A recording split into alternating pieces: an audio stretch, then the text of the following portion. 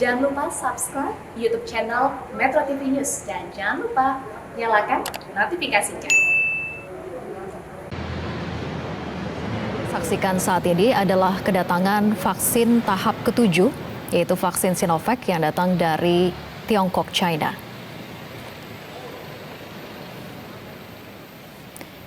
Visual yang Anda saksikan saat ini adalah proses kedatangan vaksin yang berada di Bandara Soekarno-Hatta, Tangerang, Banten. Indonesia kembali kedatangan vaksin COVID-19 Sinovac sebanyak 16 juta dosis vaksin dalam bentuk bahan baku. Dan pemirsa, dari vaksin bahan baku ini akan diproduksi kembali oleh Bio Farma menjadi vaksin jadi yang nantinya akan menjadi atau memudahkan proses dan juga program vaksinasi yang berlangsung saat ini. Tentunya dengan ada tambahan 16 juta bahan baku dosis vaksin Sinovac, ini maka ada total 52 juta dosis vaksin Sinovac yang sudah ada di Indonesia. Dan sebelumnya bahan baku vaksin sudah datang 36 juta dosis. Sementara itu Bio Farma sejauh ini juga sudah memproduksi 20 batch atau sekitar 20 juta dosis vaksin Sinovac. Dan vaksin tersebut juga sudah mengantongi izin pakai dari Badan Pengawas Obat-obatan dan Makanan atau BPOM. Kita sudah punya berarti 53,5 bulk vaksin. Berikutnya jumlah vaksin tersebut setara dengan nilai pabean sebesar 101.380 US dollar. Berikutnya perkiraan fasilitas fiskal yang diberikan oleh pemerintah sebesar 255 miliar rupiah yang terdiri dari biaya masuk, PPN import, PPh pasal 22 import. Selain fasilitas fiskal tersebut juga diberikan percepatan pengeluaran barang dan atas importasi vaksin COVID-19. Teman-teman sekalian, vaksin dalam 9 info trainer ini dibawa oleh pesawat Garuda dan baru tiba. Kemudian vaksin ini akan langsung dibawa ke 3 unit truk ke Bio Farma untuk dilakukan produksi.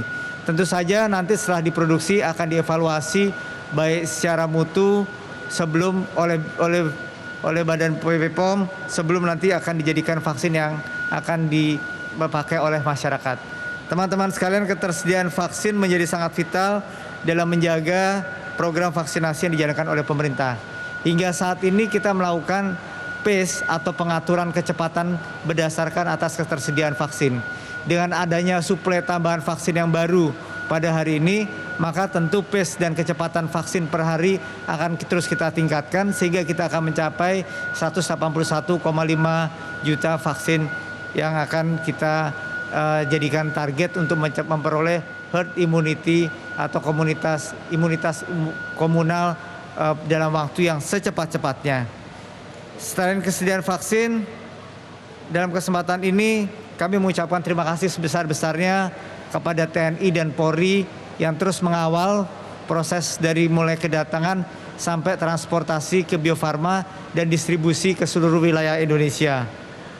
Program vaksinasi ini difokuskan kepada masyarakat prioritas karena kita harus mengatur pace-nya.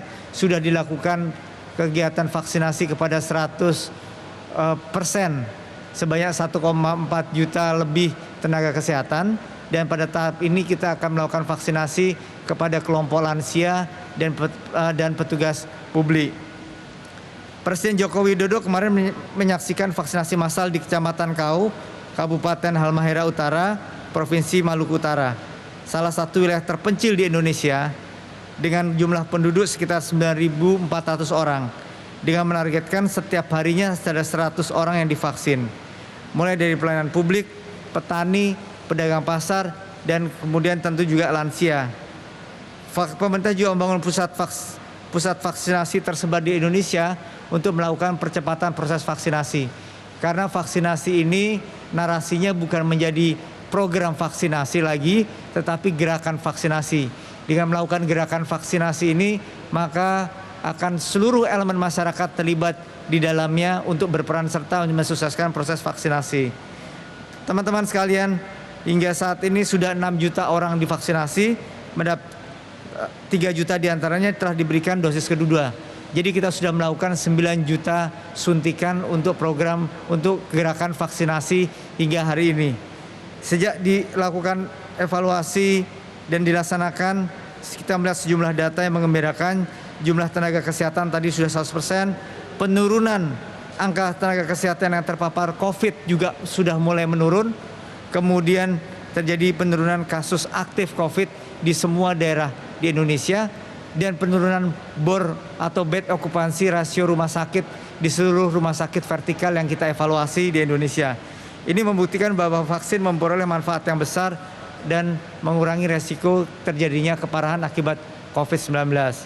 Saya juga memperoleh informasi bahwa 2 hari yang lalu di salah satu rumah sakit di Bogor telah menerima kehadiran peserta vaksinasi COVID-19 tertua di Indonesia yang berusia 104 tahun bernama Bapak Wiryawan Harja Mulia. Meskipun sudah berusia lebih dari 1 abad, dalam kondisi sehat dan diperbolehkan untuk melakukan vaksinasi COVID-19. Pak Wiryawan ini juga sangat antusias untuk divaksinasi karena beliau percaya akan manfaat vaksin. Setelah selesai, kondisi kesehatan beliau juga baik-baik saja. Mudah-mudahan ini menjadi inspirasi bagi semua lansia untuk dilakukan vaksinasi sehingga mortalitas yang kebanyakan diderita oleh para lansia ini akan menjadi semakin turun. Sehingga saya menghimbau masyarakat untuk tidak ragu-ragu divaksinasi saat gilirannya tiba. Pemerintah pasti akan memprioritaskan vaksin yang benar-benar aman karena ketersediaan vaksin ini bertahap sehingga nanti akan memperoleh herd immunity dengan strategi yang baik strategi kecepatan maupun strategi ketersediaan vaksin tersebut. Bagi yang sudah divaksinasi, jangan lupa untuk tetap menjalankan protokol 3M karena ini sangat penting sekali. Bukan berarti vaksinasi ini akan membuat orang kebal sama sekali, tetapi butuh waktu untuk proses imun itu terbentuk di dalam tubuh. Mudah-mudahan dengan kedatangan hari ini kita akan memperoleh manfaat yang besar dan mendapatkan akselerasi proses vaksinasi di Indonesia secara cepat dan akan mencapai target-target yang kita harapkan secara maksimal. Terima kasih. Wassalamualaikum warahmatullahi wabarakatuh. Om Santi Santi Om.